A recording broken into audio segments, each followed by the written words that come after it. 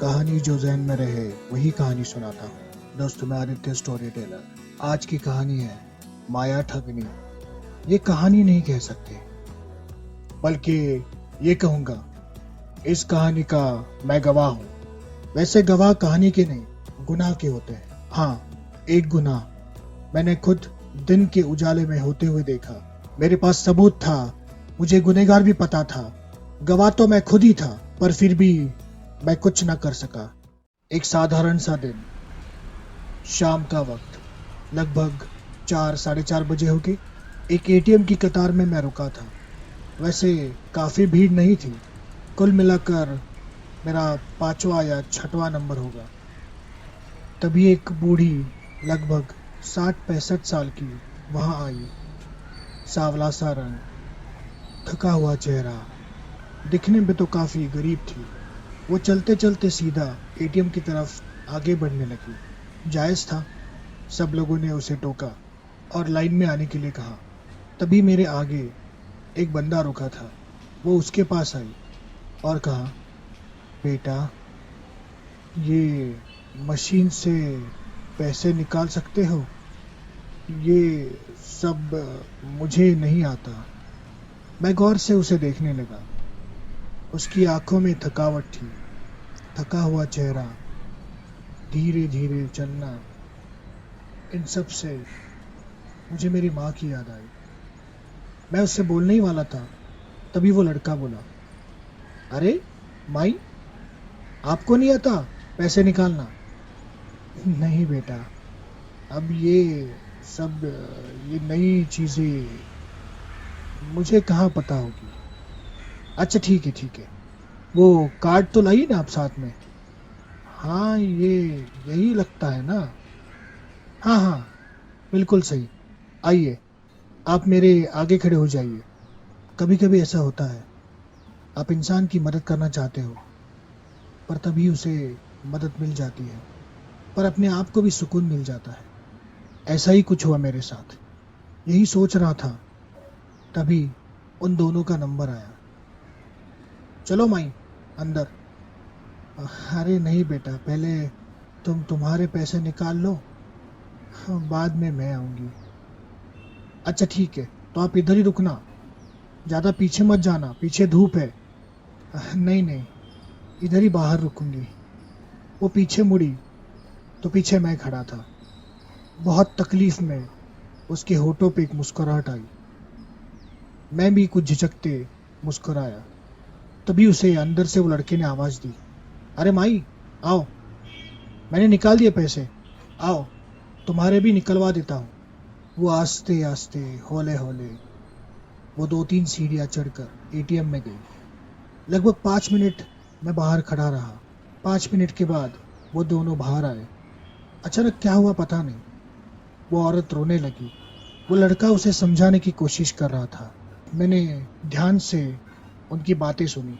अरे माई, नहीं है पैसे आपके अकाउंट में? नहीं बेटा, ऐसे कैसे हो सकता है? हाँ, अभी तो पेंशन हुई थी। पता है, लगता है मेरी नाती ने ले लिए सब पैसे।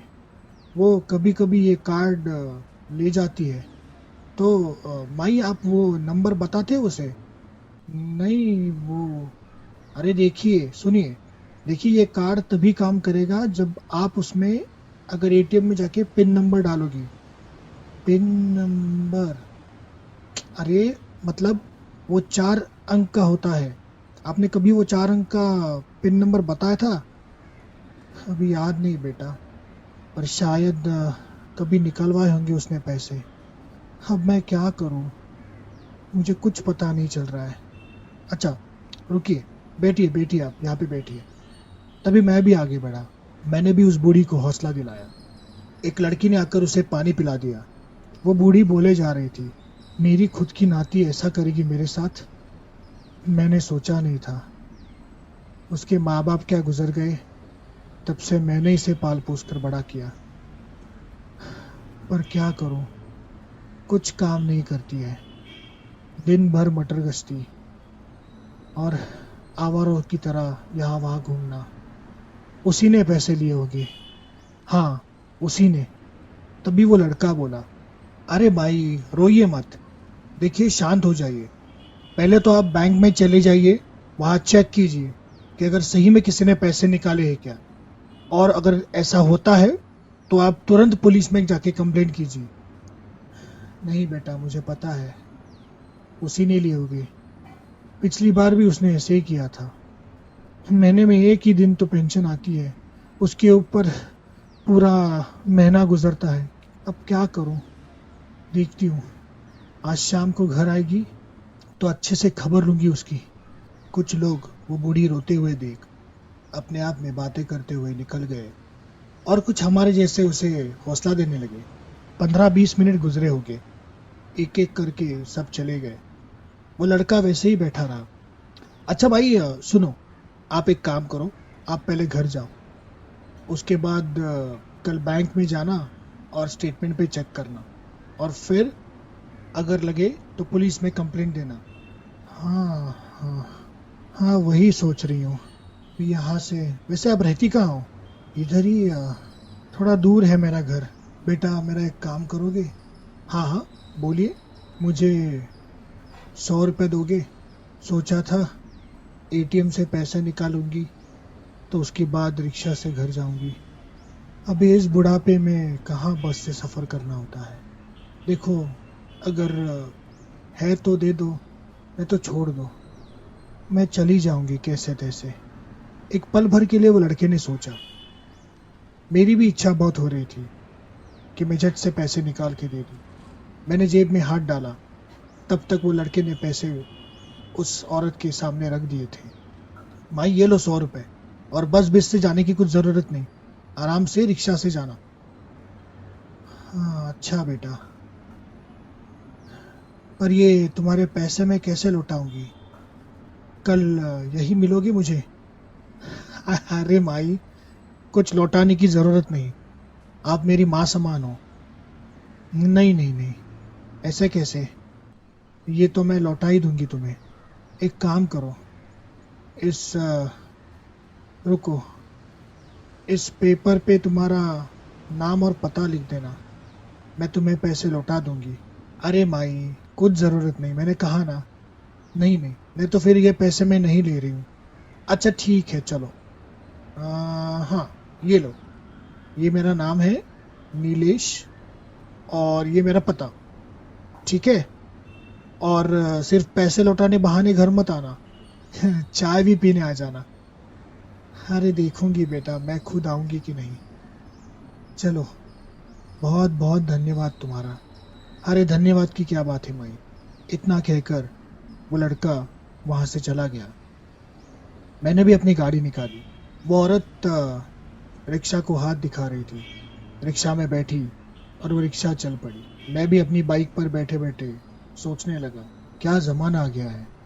बेचारी बूढ़ी औरत, नाती ऐसी होती है, वही दादी जिसने उसे इतना पाल पोस कर बड़ा किया, आज बुढ़ापे में उसे ये दिन देखने को मिले।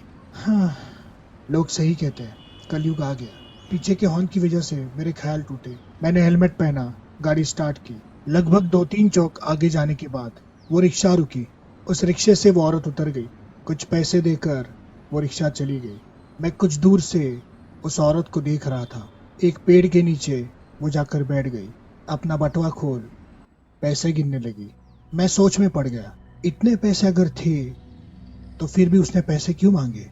मैं थोड़ा नजदीक जाकर रुक गया, ऐसी जगह जहां से वो मुझे ना देख सके।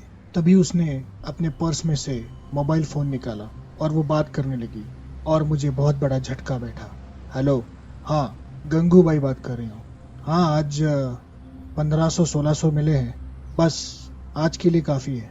अभी इस एरिया में नहीं, कल दूसरे एरिया में करना होगा। शायद लोग जानते हैं अभी मुझे यहाँ पे। चलो मैं रखती हूँ फ़ोन, जल्दी से मुझे लेने के लिए यहाँ आ जाना। मैं सुन्न होके वैसे ही खड़ा रहा। तभी गंगूबाई ने अपने पर्स से कुछ कागज निकालकर पास वाले कूड़ेदान में डाल दिए। कुछ देर रुका तो वहाँ पे एक बूढ़ा आया।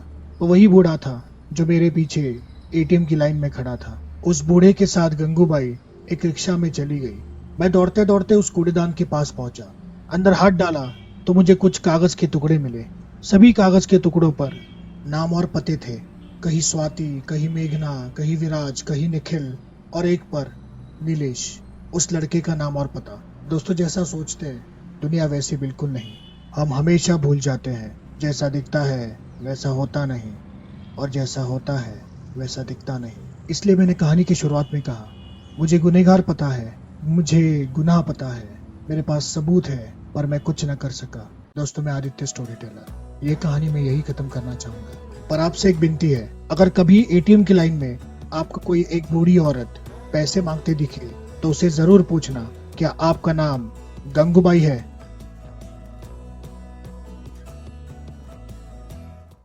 आपको ये कहानी कैसे लगी ये कमेंट करके जरूर बताइए। लगे हाथ चैनल को भी सब्सक्राइब कीजिए, इस स्टोरी को शेयर कीजिए, और हाँ, मेरे चैनल पर भी जरा टहलाइए ताकि बाकी कहानियां भी आप सुने और बताएं कैसे लगी। और एक बात, अब आप मुझे कभी भी कहीं भी सुन सकते हो। जी हाँ, क्योंकि अब मैं स्पॉटिफाई, गाना, अमेजॉन म्यूजिक ऐसे और बहुत सारे प्लेटफॉर्म पर मौजूद हूँ। तो तुरंत जाइए और सर्च कीजिए आपके अपने आदित्य स्टोरी टेलर को। टाइप कीजिए ADIETYASTORYTELLER